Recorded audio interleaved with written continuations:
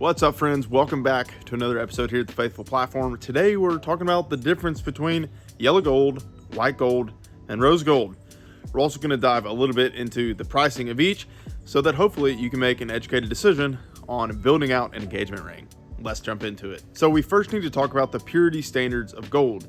Now, gold is typically measured in carat with a K. Don't get that confused with carat with a C, which refers to the weight of a gemstone. Carat with a K is referring to the purity of gold. So you've got different scales of that, and 24 karat gold is pure gold. It's 100% all gold. But the problem with 24 karat gold is it's not often used in engagement rings because it is very soft. And obviously an engagement ring gets hit and banged around all the time. So you often don't see 24 karat gold used in engagement rings. Generally, you're going to see 14 karat and 18 karat gold. Now, you may ask, well, what is 14 karat or 18 karat gold? What they're doing is they're taking a percentage of gold and they're mixing that with other alloys, like silver, for example. So oftentimes you're going to see 14 karat, which is about 60% gold and 40% other metals like silver.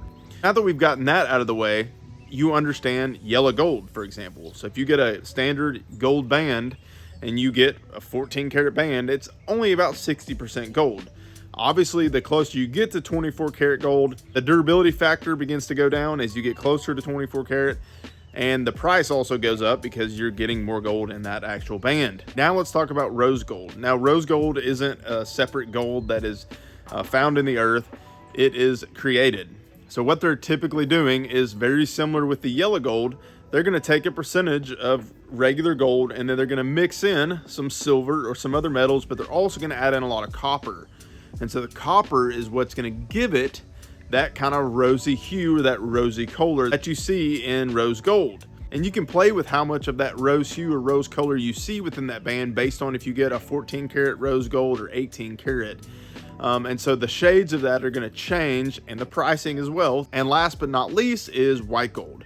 Now, white gold is created in a very similar fashion. They're going to take gold, they're going to mix that with other metals that make the look of that ring more silver. And then what they're going to do from there is they're going to plate that ring in what's called rhodium.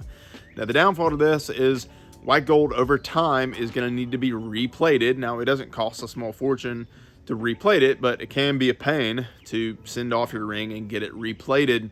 But they're coating that ring in rhodium, and that's what's giving it that really chrome silvery finish that you see within white gold. An alternative to white gold, if you're wanting that silver look, is to go with platinum.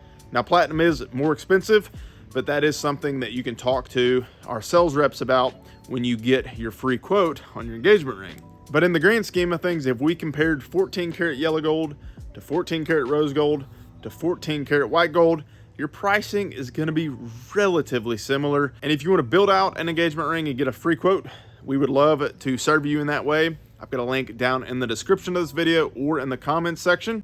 And now that you've learned about that, you need to learn about the 4 C's of diamonds, and you can watch this video now.